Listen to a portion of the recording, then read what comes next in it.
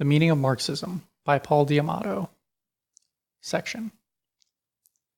Aren't people naturally competitive? A further argument against the possibility of socialism is that human beings are naturally competitive. There are plenty of examples of spontaneous acts of sharing and cooperation in our present society that contradict this one-sided picture. For example, when people pitch in during a disaster. Moreover, even as it encourages individualist thinking and competition, capitalism is also a breeding ground of cooperation. Mass production and distribution would be impossible without it.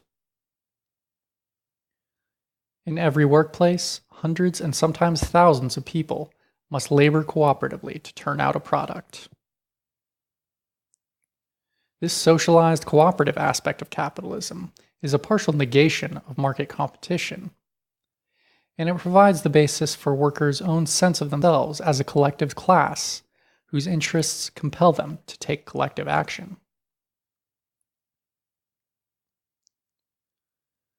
The biggest problem with the everyone is competitive argument is that in a society based upon abundance, people won't need to fight over resources. In the socialist society, when there is plenty and abundance for all, wrote American Trotskyist James Cannon, quote, "What will be the point in keeping account of each one's share, any more than in the distribution of food at a well-supplied family table? You don't keep books as to who eats how many pancakes for breakfast or how many pieces of bread for dinner. Nobody grabs when the table is laden. If you have a guest, you don't seize the first piece of meat for yourself. You pass the plate and ask him to help himself first." End quote. The point is that, under socialism, society's surplus wealth would be collectively used to enhance the welfare of all, rather than that of a small group. Why would I steal what was freely available? Such a society may seem too utopian. But as Cannon said, quote, "What's absurd is to think that this madhouse is permanent and for all time." End quote.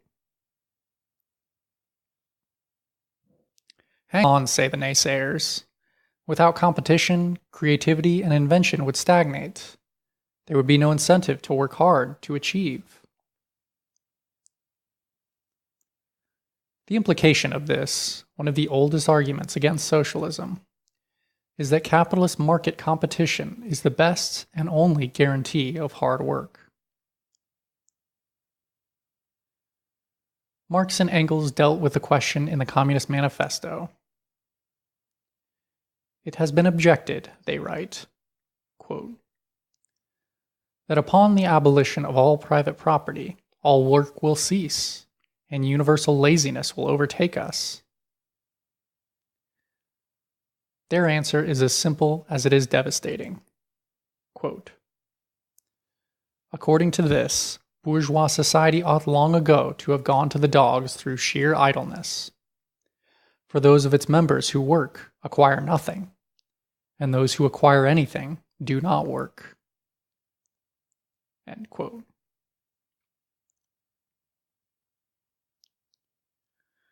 The majority of people do not work for their own benefit, but for the benefit of others. Their only incentive is that without work they cannot survive. Yet there are plenty of examples of people putting in hours of hard work for no financial gain. Anyone involved in high school or community theater can attest to the satisfaction that comes from pouring hours after school or work into making a theatrical production come to life. I myself met many ordinary people in Mississippi and Louisiana in the wake of Hurricane Katrina, who came from all over the country to bring supplies and distribute food to the storm's victims. I met a student from a Nashville divinity school who spent hours in the polluted floodwaters of New Orleans, helping stranded Katrina victims onto dry land from rescue boats. Those boats had been donated or commandeered by concerned citizens.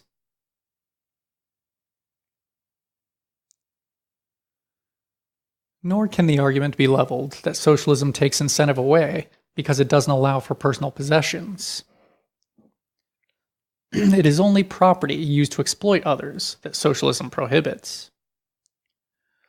Socialism will allow for people to have more, not less, of the things that enhance their lives. And the incentive to invent better technology will remain, even without the profit motive, because such inventions will reduce work hours and enhance everyone's quality of life.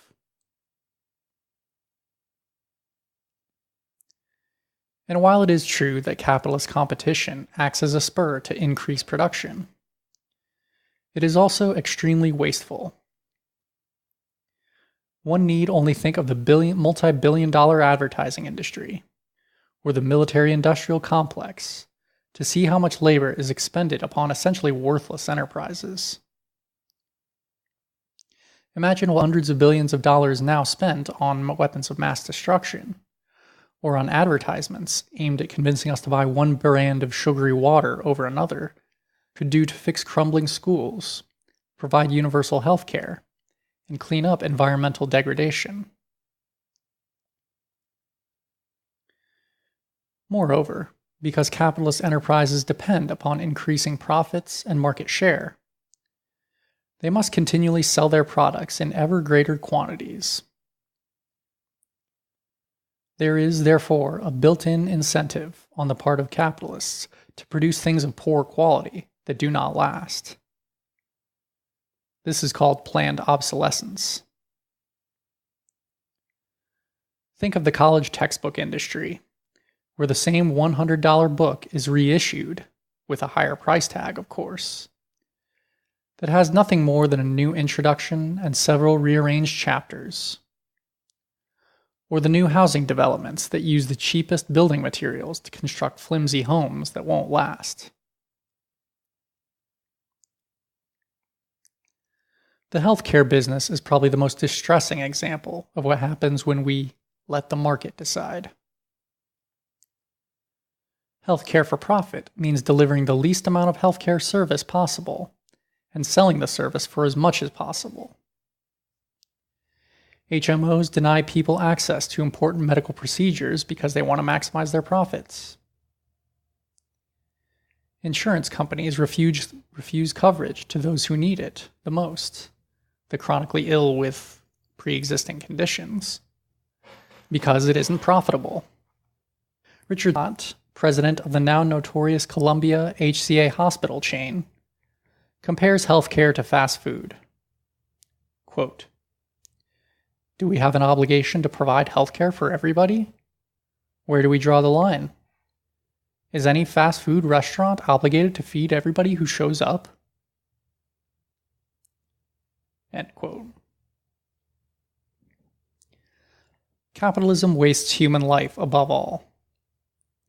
It spends billions of dollars to warehouse people in overcrowded prisons. It provides subpar education to millions of poor students, sending a message that their lives will amount to nothing. Capitalism negates the most important incentive, the incentive to feed, clothe, and house everyone, and to provide all with meaningful work. Are people homeless in America because there is a shortage of homes? And if that is the case, is there a shortage of homes because we won't have the concrete, the wood, and the steel to produce them? Or perhaps because we don't have the workers who can build them? The labor and the materials are there, but there is no incentive to build low-cost housing for the homeless, simply because it is not profitable to do so. End of section.